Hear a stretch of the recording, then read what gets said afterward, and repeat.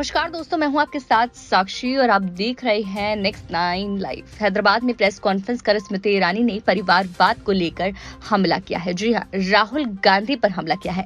इसी बीच स्मृति ईरानी बोलते हुए नजर आती हैं, जहां वो प्रेस कॉन्फ्रेंस में परिवारवाद को लेकर हमला कर रही हैं और बोल रही हैं कि केसीआर और कांग्रेस नेता राहुल गांधी ने किस तरह से इस पर बातचीत किया, किस तरह से उस पर काम करते हैं। तो लगातार हमला बोल रही हैं, जिसमें सामने आ रही है वीडियो से पता चल सकता है कि आखिर उन्होंने कहा क्या। तो पहले देखिए ये वीडियो। पूरा देश में बहुत पहचान, बहुत पॉपुलर लीडर है श्रीमती स्मृति ईरानी जी अभी प्रेस कॉन्फ्रेंस को उद्देशित बात करेंगे। धन्यवाद। इसके साथ अनिल बेलूनी जी बीजेपी का राष्ट्रीय नेशनल मीडिया इंचार्ज और संजय मयंक जी बीजेपी का नेशनल मीडिया का प्रभारी है और श्री रामचंद्र राव जी हमारे XMLC और बीजेपी का दल प्रमुख है। इसके साथ स्टेज पे बैठा हुआ है श्रीमती स्मृति ईरानी जी बात करेंगे। आज भारतीय जनता पार्टी के राष्ट्रीय अध्यक्ष माननीय JP नड्डा जी ने भारतीय जनता पार्टी की राष्ट्रीय कार्यकारिणी की बैठक के उद्घाटन सत्र में कार्यकारिणी को संबोधित करते हुए एक तरफ श्रद्धा सुमन अर्पित किए उन स्वतंत्रता सेनानियों के प्रति जिन्होंने भारत में अपने बलिदानों के माध्यम से एक ऐसे समाज के निर्माण की कल्पना की जिसमें नागरिक अगर गरीब हो, शोषित हो, वंचित हो तो संविधान की परिधि में ऐसे नागरिक का उत्थान हो पाए। जो स्वप्न देश के स्वतंत्रता सेनानियों ने देखा कि देश में गरीबों का उत्थान हो, महिला का कल्याण हो, युवा को भारत के नवनिर्माण में भूमिका रखने के लिए व्यवस्थाएं दी जाए, स्वतंत्रता सेनानियों के उस स्वप्न को साकार करने वाली संकल्पबद्ध नरेंद्र मोदी जी की सरकार की भी आज 8 साल के कार्यकाल की राष्ट्रीय अध्यक्ष जी ने भरपूर प्रशंसा की। अध्यक्ष जी ने विशेष रूप से देश के यशस्वी प्रधानमंत्री नरेंद्र भाई मोदी के 8 वर्ष के कार्यकाल में गरीब कल्याण की उनकी प्रशासनिक योजनाओं का, सामाजिक उत्थान के उनके राष्ट्रवादी सोच का और इस अमृत काल में सशक्त भारत के निर्माण के उनके संकल्प का विशेष रूप से अभिनंदन किया। राष्ट्रीय अध्यक्ष JP नड्डा जी ने स्मरण किया बलिदान श्यामा प्रसाद मुखर्जी जी का, जिनके जीवन का एक ही मंत्र था कि भारत में 2 निशान 2 विधान नहीं चलेंगे। और भारतीय जनता पार्टी के कार्यकर्ताओं का ये गौरव है कि जिस संकल्प के लिए अपने प्राणों की आहुति दी श्यामा प्रसाद मुखर्जी जी ने, उस संकल्प को संवैधानिक मर्यादा में पूर्ण किया नरेंद्र मोदी जी की सरकार ने धारा 370 को हटाकर। राष्ट्रीय अध्यक्ष JP नड्डा जी ने अपने उद्बोधन में विशेष उल्लेख पंडित दीनदयाल उपाध्याय जी के अंत्योदय की सोच पर चलने वाली नरेंद्र मोदी जी की सरकार की विविध योजनाओं का उल्लेख करते हुए इस बात का गौरव किया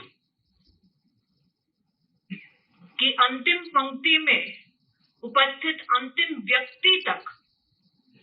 सरकार की योजनाओं को पहुंचाने का नरेंद्र भाई का संकल्प भाजपा के सभी कार्यकर्ताओं का न सिर्फ गौरव है बल्कि प्रेरणा भी। इन 8 वर्षों के कार्यकाल में राष्ट्रीय अध्यक्ष जी ने विशेष उल्लेखित किया जनधन योजना का, जिसके अंतर्गत 45 करोड़ से भी ज्यादा हिंदुस्तानियों को आर्थिक रूप से सशक्त किया देश के यशस्वी प्रधानमंत्री जी ने। राष्ट्रीय अध्यक्ष जी ने विशेष उल्लेख किया प्रधानमंत्री जी के सोशल सिक्योरिटी उन स्कीम्स का जिसके अंतर्गत चाहे नागरिक को 1 रुपए में बीमा उपलब्ध कराया गया हो, चाहे 11 करोड़ किसानों को किसान सम्मान निधि का भरसक योगदान और समर्थन प्रदान किया हो, चाहे वो भूमिका हमारे देश के SC/ST समुदाय को और भी सशक्त करने के सरकार की भिन्न योजनाओं का योगदान हो। राष्ट्रीय अध्यक्ष जी ने अपने अध्यक्षीय संबोधन में इन सारी स्कीमों का उल्लेख किया। भारतीय जनता पार्टी के कार्यकर्ताओं ने कोविड के समय सेवा ही संगठन के माध्यम से हर बूथ पर, हर ब्लॉक में, हर प्रदेश में महामारी के वक्त अपने जान की चिंता ना करते हुए भी जो सेवा के कार्य किए उसके लिए कार्यकर्ताओं का अभिनंदन किया, अभिवादन किया। इस बात का विशेष उल्लेख राष्ट्रीय अध्यक्ष जी ने प्रधानमंत्री जी की उपस्थिति में कार्यकर्ताओं की ओर से किया कि भारत एकमात्र वो देश है जहां 25 महीने 80 करोड़ नागरिकों को मुफ्त का राशन भारत सरकार के सौजन्य से पहुंचाया जा रहा है, ताकि समाज का वो वर्ग हम सुरक्षित कर सके जो महामारी की चुनौतियों से जूझ रहा। महामारी के वक्त भारत का अभूतपूर्व योगदान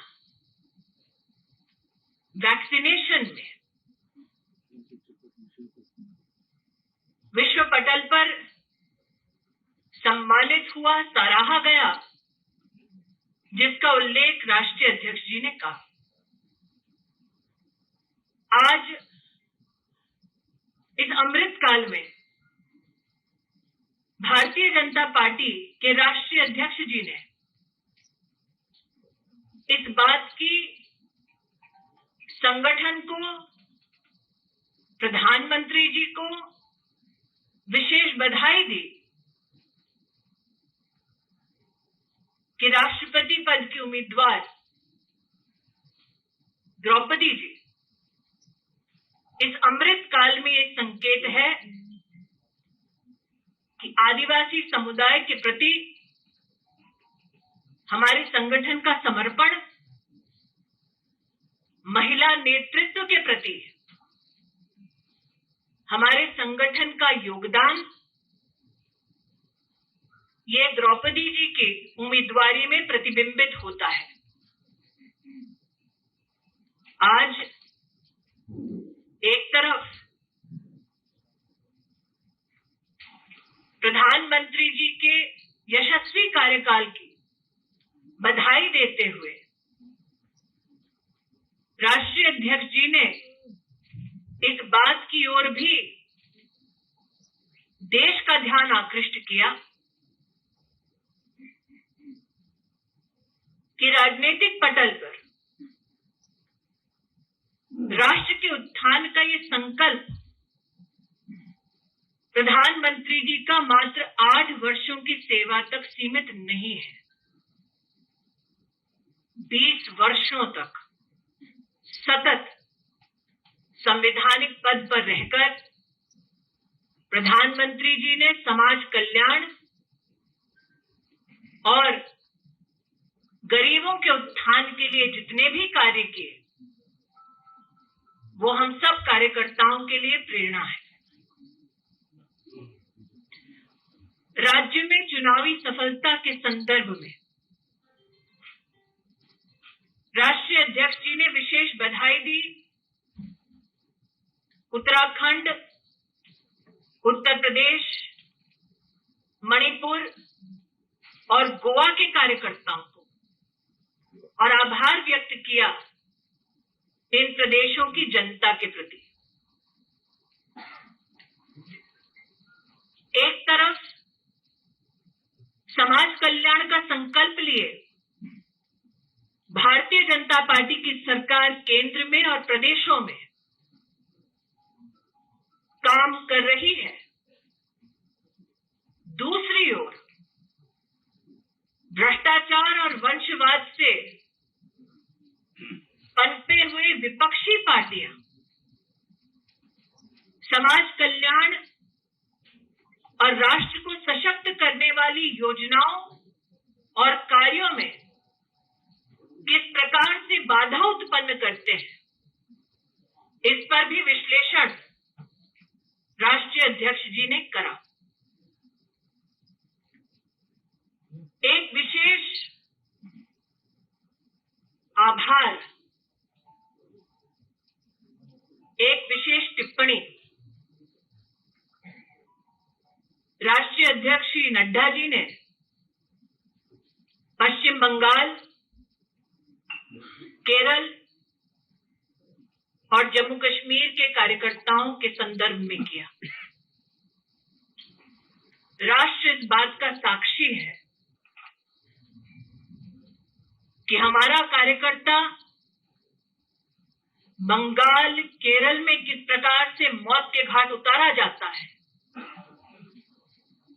राष्ट्र इस बात का साक्षी है कि हमारा कार्यकर्ता जम्मू कश्मीर में अलगाववाद का सामना राष्ट्रीय संकल्प के साथ भारत के परचम के तले कैसे अपना योगदान देता है। इन तीनों प्रदेशों के कार्यकर्ताओं के शौर्य और बलिदान को राष्ट्रीय अध्यक्ष जी ने नमन किया। आज एक तरफ राजनीतिक और आर्थिक प्रस्ताव के अंतर्गत चाहे वो डिजिटल इंडिया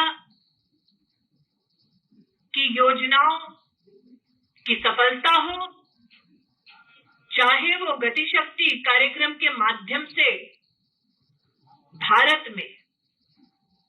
लॉजिस्टिक्स इंफ्रास्ट्रक्चर की दृष्टि से आमूलचूल परिवर्तन की व्यवस्था हो,